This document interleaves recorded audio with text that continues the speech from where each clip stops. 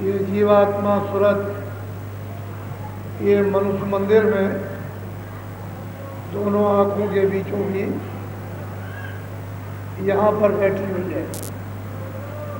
जितने भी अच्छे बुरे पाप पुण्य जितने भी आप करो, ये जीवात्मा का हृदय है। इसको आज्ञा चक्र, छठा चक्र, इसको तीसरा तिल कहते हैं। ये जीवात्मा का हृदय है। तो जितने भी आप कर्म करोगे अच्छे बुरे, ये सब यहाँ पर आकर के जमा होते हैं। ये जमा हो जाते हैं। फिर यहाँ से एक छटनी होती है। गंदगी तो यहाँ जमा रह जाएगी, लेकिन जो पवित्र कर्म होंगे वो थोड़ा सा ऊपर जमा हो जाएंगे। गंदगी यहाँ जमा होती जाएगी। तो धीरे धीरे ये आँख आपकी बंद हो गई और कान भी आपके बंद हो गए, लेकिन जीवात्मा चेतन है। उसमें आँख भी है, किसी ने बनाया नहीं, बनी बनाई उधरती है स्वाभाविक। अनादिकाल से वहीं से आँख लेकर आई, वहीं से कान लेकर और वहीं से नाक लेकर ये वहाँ से आई हुई है। और यहाँ से तीनों का तार ये इधर नाक से लगा, यहाँ से ये आँख का लगा, यहाँ से ये कानों का लगा है। अगर बीच में कोई पर्दा अगर खराब हो जाए तो इधर से इधर आवाज़ नहीं जाएगी, इधर से इधर नहीं, और फिर आँख इधर नहीं। तो इसलिए जीवात्मा यहाँ पर बैठी हुई है। वो देखने और सुनने इधर से जाना चाहिए। पर्दा खराब होगा तो आँख बंद हो जाएगी, वो तो बंद है ही, वो तो कान बंद है, लेकिन बाहर के भी कान बंद हो जाएंगे। इस तरह से जीवात्मा जब उस गंदगी से पूरी तरह से ढक गई, दब गई, तो इसका प्रकाश उल्टा हो गया, नीचे उलट गया। तो नीचे उसने क्या देखा?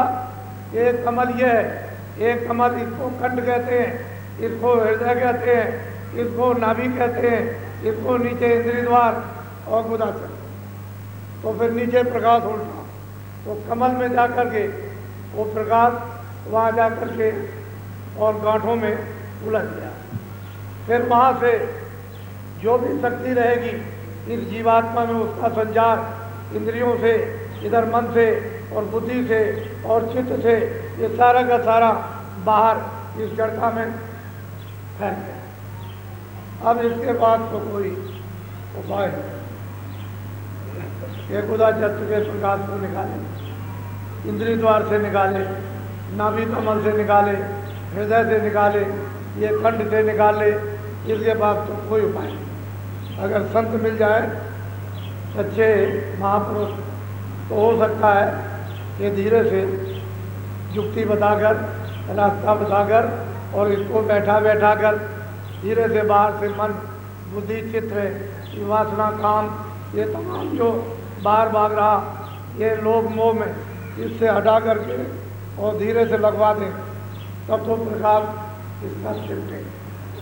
यहाँ आद्या महाशक्ति का छाया का बासा है इस कंठ चक्र में। ये 16 पखुड़ियों का एक कमल है और 3 लोक का इस पर नक्शा है। पिंड का, अंड का और ब्रह्मांड का 16 पखुड़ियाँ हैं। यहाँ पर तीनों लोकों का उस पर नक्शा बना हुआ, लेकिन छाया है। इसमें दिखाई देता है सूरज के जीवात्मा के प्रकाश। फिर इधर से ये हृदय यहाँ पर शिव और सावित्री विराजमान, इधर शिव और पार्वती ये हृदय चक्र पर यहाँ बैठे हुए, उनकी छाया ये सूरज के प्रकाश में दिखाई देती है और वो ऊपर से छाया पड़ी हुई है। फिर नीचे नाभि कमल में विष्णु और लक्ष्मी का वासा, उनकी छाया यहाँ पर नाभि में, और इंद्रिय द्वार पर ब्रह्मा और सावित्री का वासा, वहाँ उनकी छाया, और बुधा चक्र पर गणेश जी का वासा। ऊपर से छाया उस सूरज के प्रकाश में रोशनी में दिखाई देती है। लेकिन ये अनुभव कब होता है? जब लोग प्राणायाम करते हैं, जब प्राणों को रोककर गोदा की नली से अंदर से चढ़ा करके और ले चलेंगे, इंद्रिय द्वार पर ले आएंगे, तो उसके लिए संयम चाहिए, ताकत चाहिए, खान पान शुद्ध चाहिए, रहन सहन शुद्ध चाहिए, सदाचार चाहिए, और समय चाहिए, और एकांत चाहिए। तो यह हो नहीं सकता, ये योग नहीं होता, कोई नहीं। उसके लिए कोई खान पान अनुकूल और संयम वातावरण नहीं है। और फिर ये कि शरीर में अब ताकत भी नहीं है कि इस योग को कर ले।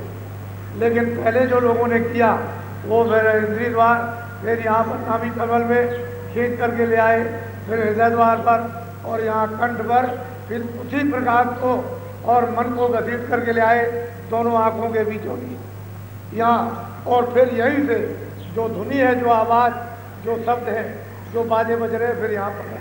तो संतों ने देखा कि कलयुग में तो कोई कर नहीं सकता, तो चलो इसको निषेध कर दो, खारिज कर दो, ये किसी से नहीं हो सकते हैं। और यहीं से, इसी जगह से मन को, बुद्धि को, चित्त को और जीवात्मा के कानों को यहीं से ऊपर की तरफ मोड़ दो, और इससे कहो कि कान लगा करके ऊपर से सुनो, तो यहीं से धीरे से वो धुनी को पकड़ लेगी, और पकड़ करके सहज में, कोई तकलीफ नहीं, सहज में सने सने और धीरे से चल जाएगी, तो ये पिंड को छूट। लेकिन अब महापुरुषों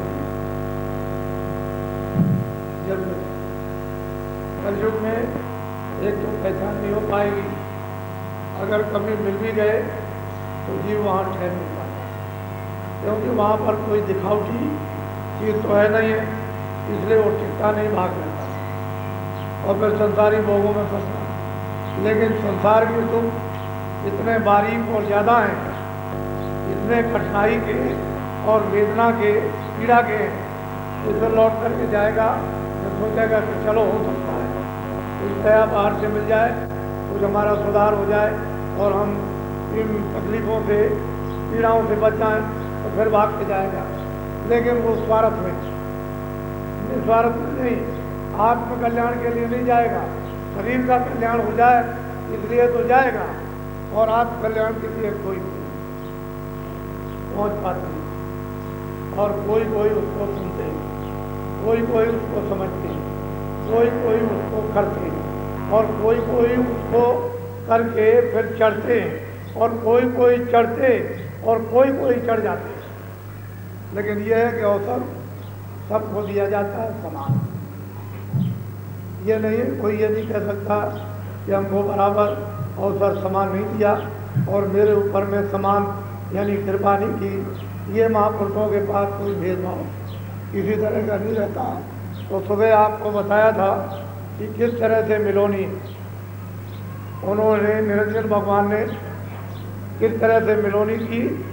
ये मतलब है कि माया, आद्या महाशक्ति और ब्रह्मा विष्णु महादेव, ये तीनों इस मिलोनी से उन्होंने इनको वहाँ पैदा किया, यहाँ नहीं, वहाँ पैदा किया मंडल।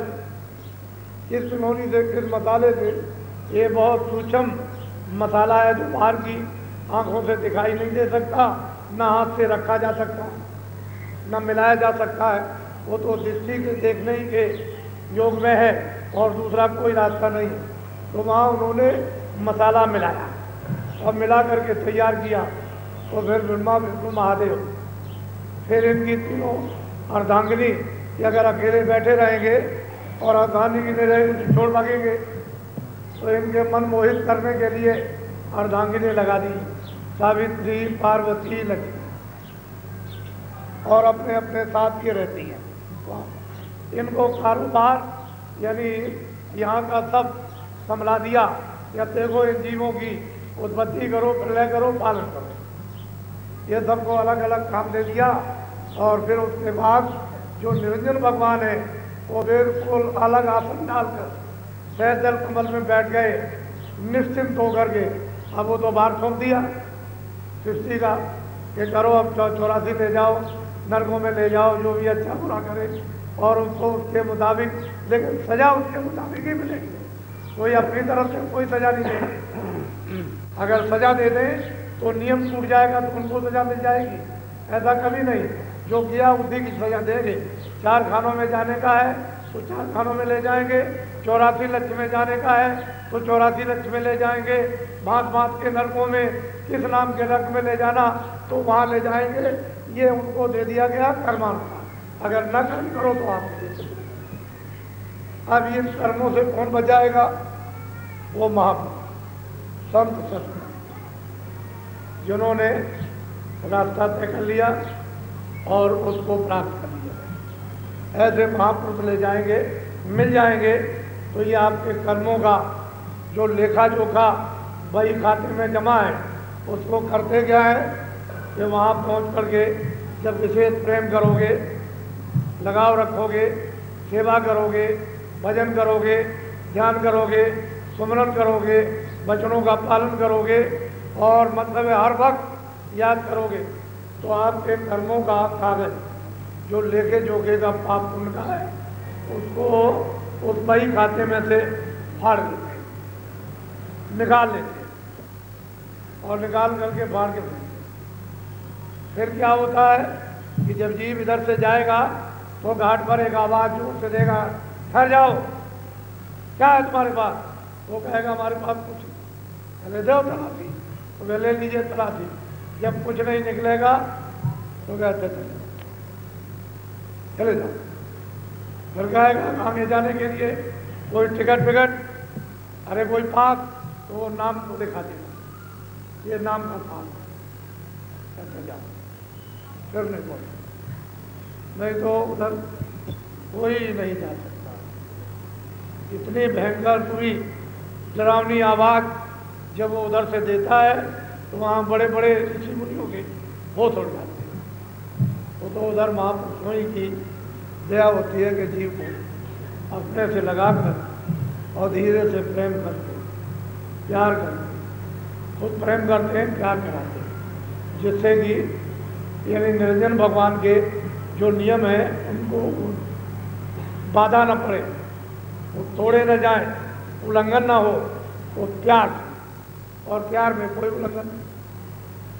वैसे तो कुछ करोगे तो उल्लंघन हो जाएगा, लेकिन प्यार में नहीं, और प्यार से अपना बना लेते तो फिर कुछ नहीं बोल सकते, फिर कुछ कर भी नहीं सकते। तो बड़े ध्यान से आप सुनिए।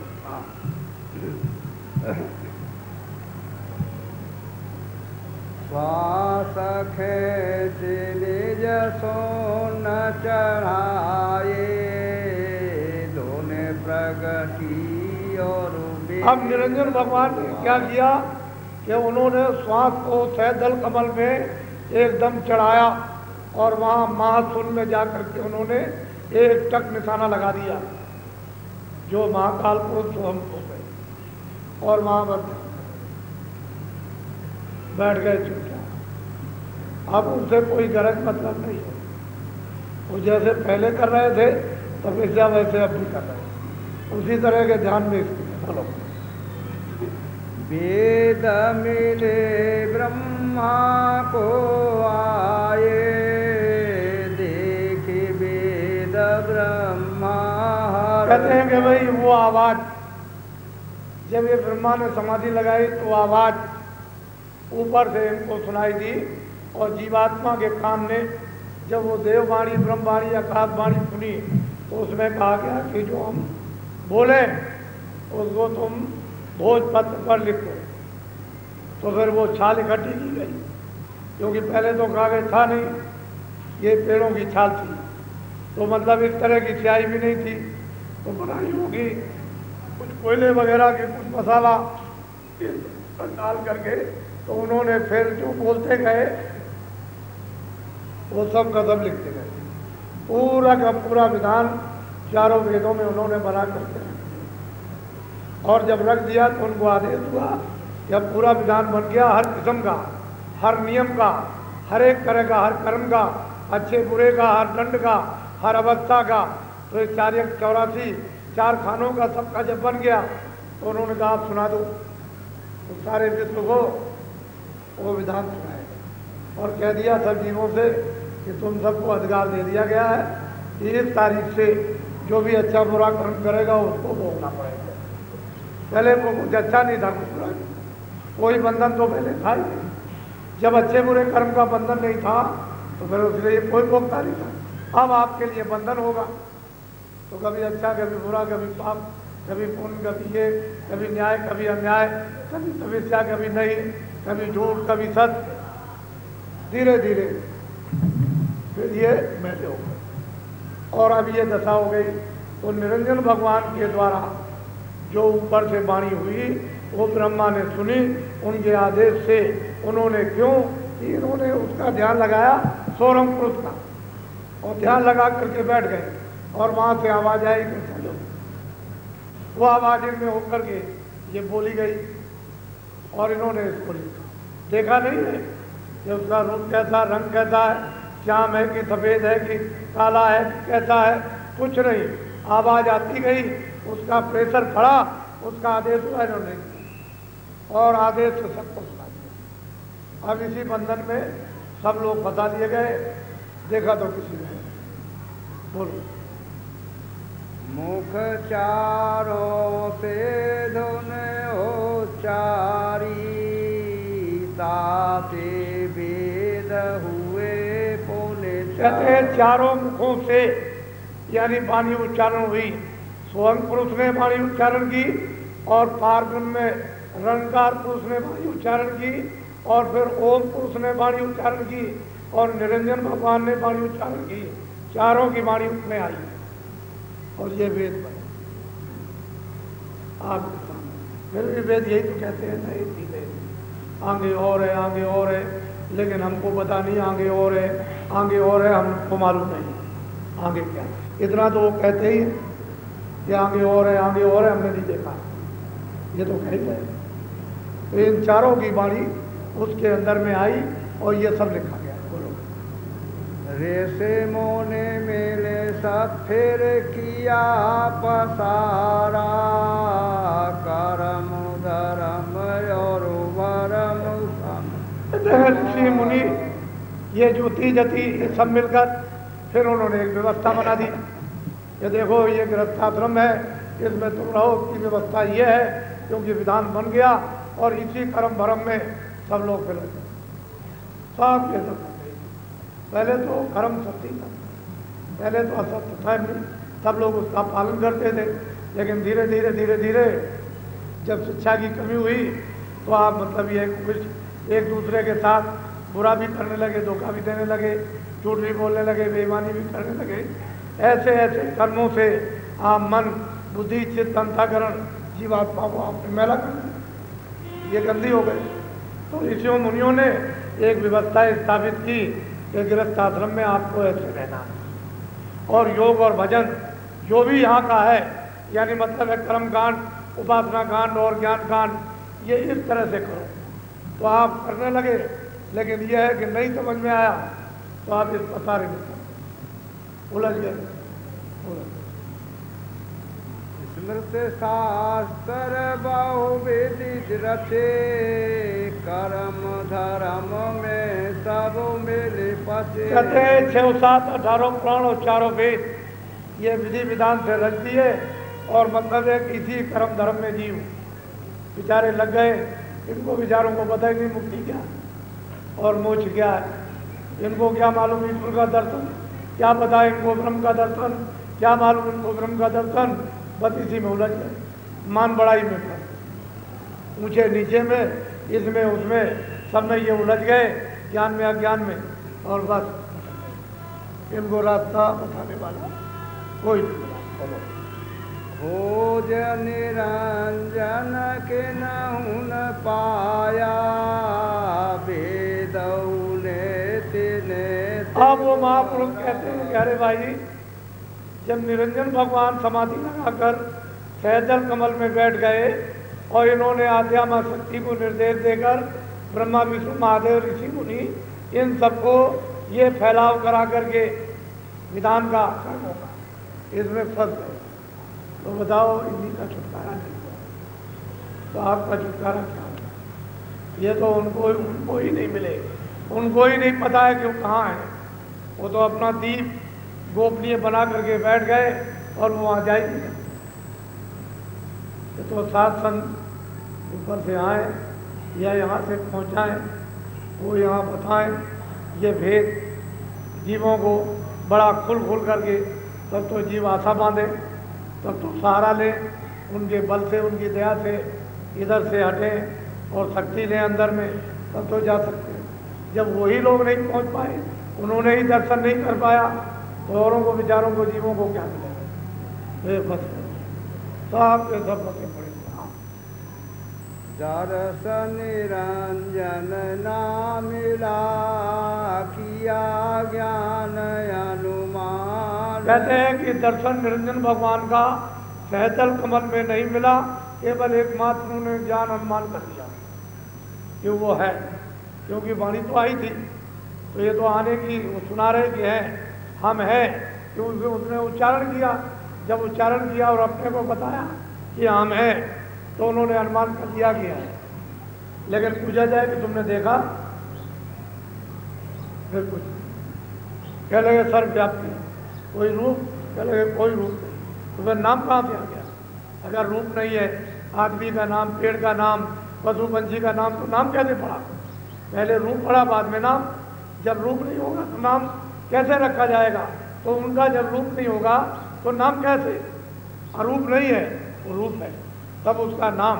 लेकिन हाँ, ये ठीक है कि आपने उसको देखा नहीं, इसलिए व्याख्या करते हैं। और उसका धाम भी है, यानी उसका स्थान भी है।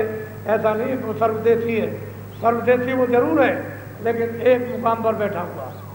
और सर्वदेशी किस रूप में है? प्रकाश के। जैसे सूरज आपको गोलाकार दिखाई देता है कि वो एक जगह है, लेकिन उसका प्रकाश सब जगह फैला हुआ। इसी तरह से निरंजन भगवान एक जगह बैठे हैं और प्रकाश से सर्वव्यापी। इसी तरह से ब्रह्म एक जगह पर, स्थान पर वो एक देशी हैं, लेकिन उनका प्रकाश उन ब्रह्मांडों में सर्वदेशी। तो ऐसा नहीं है कि रूप नहीं है, रूप है, तब नाम रखा गया। बिना रूप के नाम किसी का न पढ़ा न पड़ेगा। तो कहते हैं अनुमान तो कर लिया, लेकिन देखा मिला है, तो भटक गए, क्रम पर उलझ गए। फिर मान बढ़ाई ने इतना सताया, इतना पीड़ित किया कि जब उनका अपमान होने लगा तो मर गए। मान बढ़ाई के लिए पागल। बोलो। फिर आगे सतपुरुष का क्यों कर करे ब्रह्म। अब वो संत दयाल कहते हैं कि भाई आगे वो जो परमपिता सतलोक में है, उसका किस तरह से ये यकीन विश्वास कर सकते हैं कि वो है? बिना संतों के तो कोई जान नहीं सकता, और बिना संतों के उसको कोई बता भी नहीं सकता। जो देखेगा वही बताएगा, जिसने देखा ही नहीं वो क्या बताएगा कुछ। तो संतों का आना 700 वर्ष के अंदर पहले, इसलिए उन शास्त्रों में उनका नाम नहीं है, बाद में उनका नाम पड़ा। बहुत सी पुस्तकों में संत नाम आया, साध नाम आया, लेकिन उसके पहले संत और साध नाम नहीं था। योगी था, ऋषि था, मुनि था, योगेश्वर था, सिद्ध था, और ज्ञानी था, तपस्वी था, और त्यागी था, वैरागी था, और दानी था, ये सब नाम थे। लेकिन संत और साध नाम और परम संत नहीं था। ये 700 वर्ष के अंदर जो महात्माओं का ऊपर से आना हुआ, उसे पुरुष की कृपा से तभी से ये नाम पड़ा, इससे पहले नहीं था। बोलो। ताते यह मत संत का रहा गुप्त जग माया। कहते हैं कि नर नारी बच्चे बच्चियों, संत कहते हैं कि मत संतों का है, इसलिए गुप्त संत मत रहा क्योंकि उसको कोई जानता ही नहीं। तो गुप्त रहा। अगर जानते होते तब तो प्रकट हो जाता, पर जब से संत आए हुए हैं तब से उन्होंने प्रकट कर दिया, तो अब लोगों को इसका लाभ मिला कि जीव वहाँ पहुँचने लगे। अपने रास्ते को पकड़ कर और चढ़ते जाते हैं, चलते जाते हैं, देखते जाते हैं, समझते जाते हैं। हर मंडलों में वो जात के देखते हैं, लिंग शरीर में लिंग मंडल में, और सूक्ष्म शरीर में सूक्ष्म मंडल में, और कारण शरीर में कारण मंडल में, और सब शरीरों से जब मुक्त हो जाएंगे तो ये जीवात्मा स्वतंत्र हो जाती है। फिर इसको रचना करने की पूरी शक्ति प्रदान और शब्द रूप हो जाती है। बोलो। गुण तीनों माने नहीं, जीव माने नहीं। कहते हैं जीव मानते भी नहीं है और गुण तीनों में बंधे हुए हैं, रजोगुण तमोगुण सतोगुण, और इनके विकार काम क्रोध लोभ मोह अहंकार, इसमें आकर के गरुड़ घमंड में फंस गए। कितना भी जीवों को समझाओ लेकिन जीव नहीं मानते सच्चे रास्ते, सच्चे नाम को, उस सच्ची आत्मा को, सच्चे ज्ञान को, सच्ची शक्ति को और सच्चे मोक्ष को, सच्चे आगमन से रहित इसको नहीं मानते। भाग भाग कर उतरी जाते हैं। तो इनकी संभाल कौन करेगा? उसे क्या करते हैं? वो तो कर्मों का फैसला करेगा। बोलो। संत पुकारे भेद, वेद पशु माने नहीं। कहते हैं संत पुकार पुकार के कहते हैं कि वेद कहता है और कुछ है और कुछ है, लेकिन ये जीव उस गति को भी नहीं जानता जो वेद गति, पशुओं की तरह से होता है। पशु विद्धि होती है, पशु खाना, पशु देखना, पशु भोगना, पशु चढ़, अज्ञान में ये रह रहा। इसे ज्ञान बुद्धि का भी नहीं। पशु तो संयम से रहते हैं, लेकिन मनुष्य संयम से भी नहीं रहता। बोलो। अब क्या करें उपाय, जीव पड़े सब भरम में। कहते हैं महापुरुष कि भाई अब क्या करें? जीव सबके सब भ्रम में, सबके सब अंधकार अज्ञान में, सबके सब काम क्रोध में, ये सब पड़े हुए हैं पाप और पुण्य में। इनको बहुत समझाओ लेकिन ये जीव अपना हित मानते, क्योंकि इनको मन और इंद्रियां इतना धोखा दे रही एक घसीट के लिए जाए, सुनते ही नहीं। कितना समझाओ, कितनी मदद करो, कितना सहारा दो, तो कुछ नहीं, भाग जाते। इससे ये मालूम होता है कि काल ने इतना डरवा रखा, इतना धमका रखा है कि इनकी जान छूटती है और कमजोर कर दिया, ये जर्जर हो गए। अब साथ भी दो, खड़ा भी करो, फट के फौरन फैल जाए, गिर जाएंगे फिर लोगों में। त्रिलोकी का नाथ कहाया, सो भी उनके हाथ न। कहते हैं जो तीन लोक का मालिक, जो सहजल कमल में निरंजन भगवान जिनका अवतार हुआ था अयोध्या में, जो कौशल्या की गोद में आए थे, जिनको कहते हैं भगवान राम, ये त्रिलोकी के नाथ। कहते हैं ये तीन लोक का मालिक है।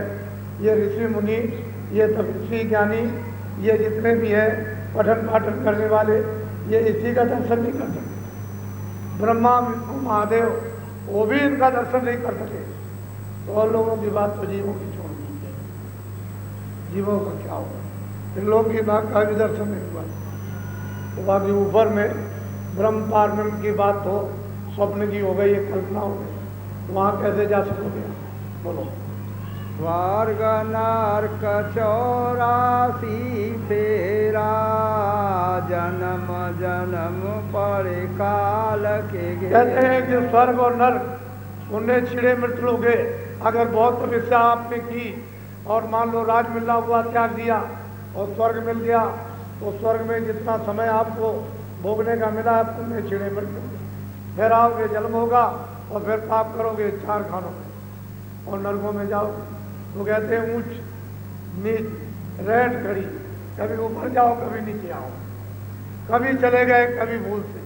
कितने सज्जुग त्रेता द्वापर बीत गए, कभी अगर गए तो गए और फिर नीचे चले। जीव के साथ ये दुर्दशा हो रही है, इसे मृत्यु कर्म दे। इसका छुटकारा, इसका और कोई उपाय नहीं, सिर्फ महापुरुषों में। अगर वो मिल जाए। इसलिए जब जब संत जगत में आवे आप ढूंढते रहो, प्रयास करते रहो, सोचते रहो, इच्छा बनाते रहो, प्यास लगाते रहो। वो गोपनीय जो संत हैं जो हमेशा यहाँ रहते हैं, जिनसे कभी भूमंडल खाली नहीं हुआ, वो भक्त वत्सल बनकर रास्ते में बैठकर उनका पता बता देंगे जो प्रकट है कि जाओ वहाँ चले जाओ, तुम्हारा कल्याण वहाँ हो जाएगा। और तुम वहाँ पहुँच जाओगे। तो कहते हैं कि जब जब संत जगत में आवे ढूंढ भाल ठीक उनकी निगाह, जाए करें दर्शन और सेवा। पहला काम दर्शन, फिर रुचि बने तो सेवा करें। जाए करें दर्शन सेवा और रोज हाजिरी दो दर्शन। अगर रोज समय मिल जाए तो रोज, हफ्ते में समय मिला तो हफ्ते में, 15 दिन में समय मिले 15 में, महीने में समय मिल जाए तो 3 महीने में मिले तो एक बार, 6 महीने में मिले तो फिर, और साल भर में मिल जाए तो जब 10 हाजिर रहो और गिरो चलो। प्रार्थना करो कि मुझे भी अपना लीजिए, दया कर दीजिए, मुझे भी अपना गोपनीय मंत्र दे दीजिए, नामदान। मैं भी आपकी कृपा से कुछ कमाई थोड़े समय में कर लूँ। इसलिए हाजिर रहो जा करके और गिरो चलो। रोज चिल्लाओ और चीखो।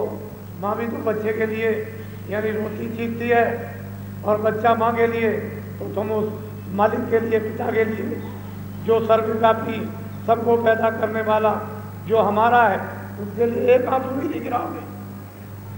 हाजिर रहो गिरो चलो। उनकी हाजिरी लाजमी जरूरी है, और बिना हाजिरी के ढूंढ भाल उनके टेम जाओ करो दर्शन। हाजिर रहो, रोज दर्शन दो, नहीं है तो चलो दिन में लगेगा, कुछ दिन बाद बोलो।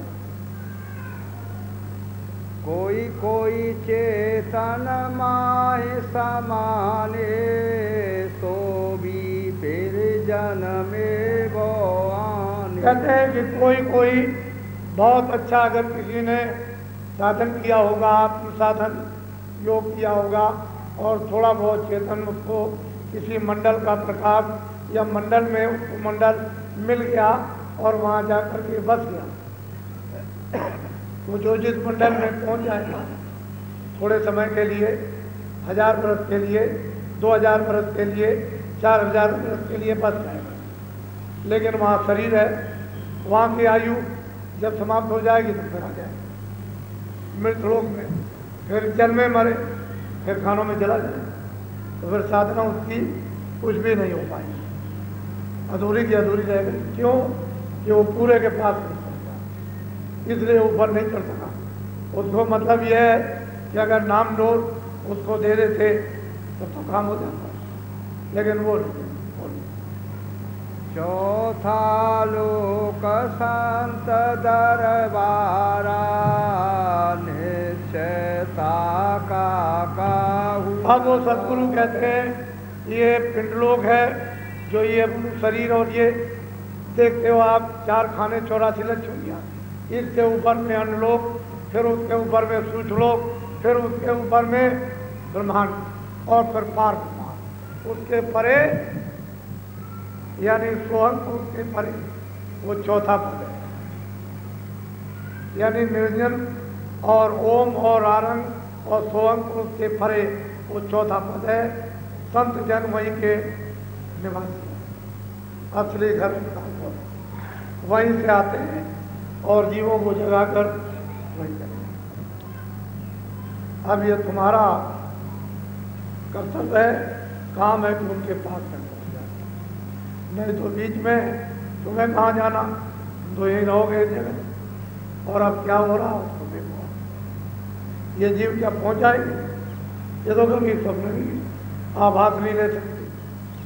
तो जो कर रहे हैं वो आप भी आंखों से देखो और बुद्धि से विचार करो, बिना सोचो कि कोई राज आता रहे। ये गोपनीय राज है, ये बड़े पुण्यों से, शुभ कर्मों से कभी किसी युग और कल्प में महापुरुषों द्वारा प्राप्त होता है, और वही महापुरुष कभी किसी युग में पुण्य के प्रताप से फिर आपके साथी बन गए, नहीं तो वैसे तो अब आप बंद कर दो। बहुत से लोग आए हुए हैं ये इच्छा लेकर के कि मैं नामदान चाहता हूँ, मैं भी कुछ भजन करूँगा, घर गृहस्थी में रहकर थोड़ा बहुत सुबह शाम समय बचा हुआ, तो आप गृहस्थ आश्रम में रहो, खेती दुकान दफ्तर के काम ईमानदारी मेहनत से करो, जिससे कि आप खेती में बरकत हो। घर में बच्चों की सेवा, आए गए का सत्कार करो, क्यों इधर उधर समय खोते हो, 4 मिनट 5 मिनट 15 मिनट। मनुष्य मंदिर में दरवाज़ा है, उसी दरवाजे पर वही जीवात्मा बैठी हुई है, तो उसी दरवाजे पर बैठ करके मनुष्य मंदिर का दरवाज़ा खटखटाओ, तो आपको खबर आएगी कि मैं इधर हूँ, मैं इधर हूँ।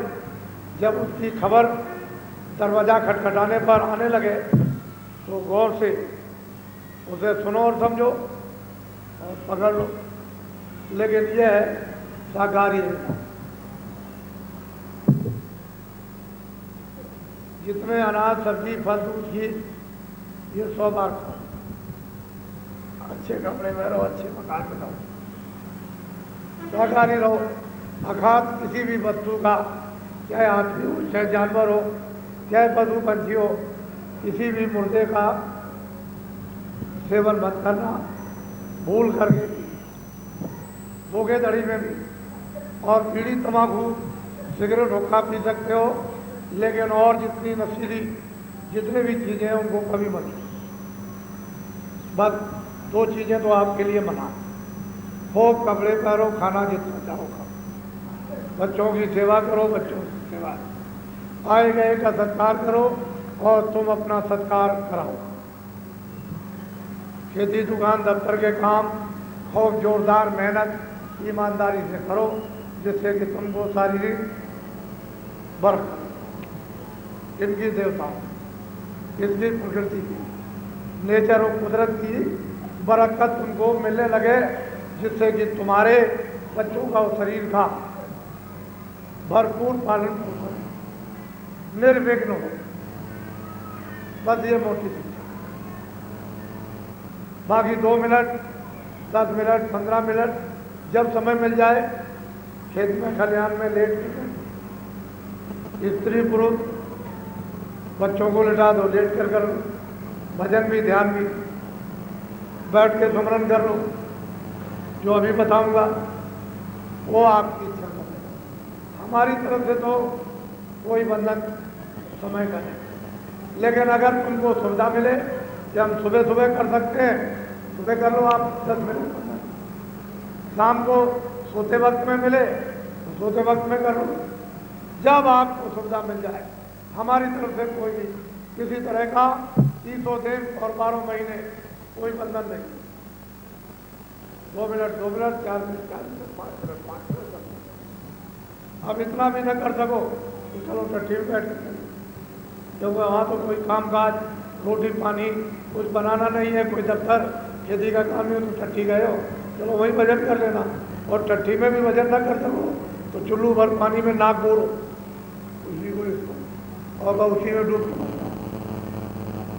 सबसे अच्छा। क्योंकि न मालूम इतना बड़ा पाप बन गया तो फिर जाना पड़ेगा कर, इससे अच्छा तो आगे नहीं करो। जब तुमको इतनी सुविधा दी जाती है कि टट्टी में बैठ के तुम कर लो, तो फिर और ज़्यादा सुविधा क्या चाहिए। इसका तो लो अब नामदान आपको देता हूँ, जो भी आप नामदान को प्राप्त करो वो आप किसी को बताना नहीं। और आज तारीख 25 जुलाई 1900, ये 7 दिन का कार्यक्रम है। 1 जुलाई 21 जुलाई से 27 जुलाई तक बराबर ये निरंतर चलेगा। ये ठीक है, दिन में जो एक कार्यक्रम नहीं हुआ तो गर्मी थी, मैंने सोचा कि आप बच्चों को ज़्यादा लेकर, यानी आज आ गए, देवियाँ और बच्चे ज़्यादा आ गए, कल तो और परसों तो नहीं थे, परसों तो देवियां नाम मात्र थी, लेकिन अब हमको बहुत दिखाई देने लगी। तो ये बच्चों को लेकर के बैठे कि क्या करो जाए, मैंने अच्छा नहीं किया। इसका मुजरा हम आपको आगे पीछे दे दें, यानी समय को आपको दे दें, वो आपको मिल जाए। इसलिए आप इसको समझिए और बोलो जय। ठहर जाओ। देखो ये जो हाल बड़ा बन रहा, तो क्या मैं इसमें रहूँगा? मैं तो पहले भी झोपड़ी में था और आज भी झोपड़ी में रहता। जब मैं पहले रहता था वैसे आज झोपड़ी में रहता हूँ मैं, कोई महल में नहीं। इसमें तो जब आप दूर दूर से आओ, बारिश होगी, जाड़ा पड़ेगा, तो आप भी आराम करें। 7-5 की लाकड़ी एक जगह का काम, ये सबको सर्व दिशाओं को लाते, तो सब दिशाओं के नर नारी आए, उनके लिए सब।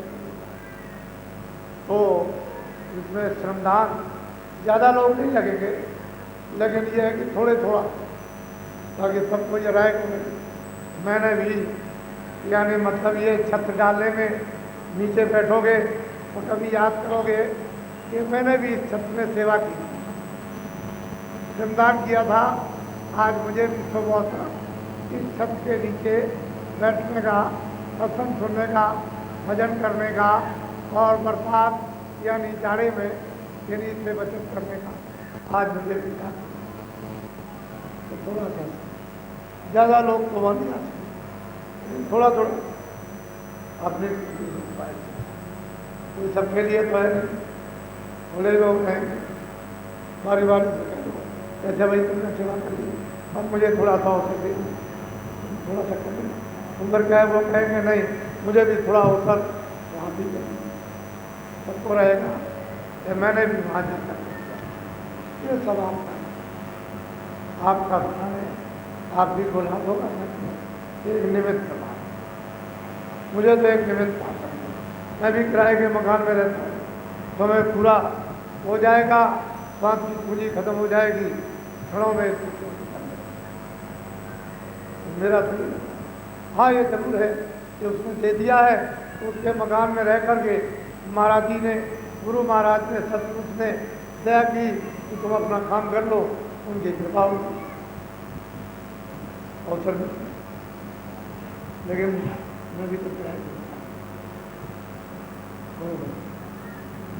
ये सब अवसर आपको थोड़े थोड़े सेवा के, श्रमदान के, आपकी प्रार्थना की, भजन के, यहाँ से शारीरिक, मानसिक, इंद्रियों के और आत्मिक यानी सूरत की सेवा बिल्कुल निराली सबको अवसर मिला।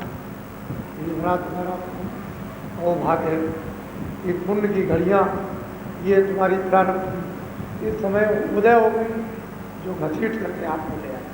अब इससे क्या दया हो, तो बहुत बड़ी दया। बोलो जय जय जय।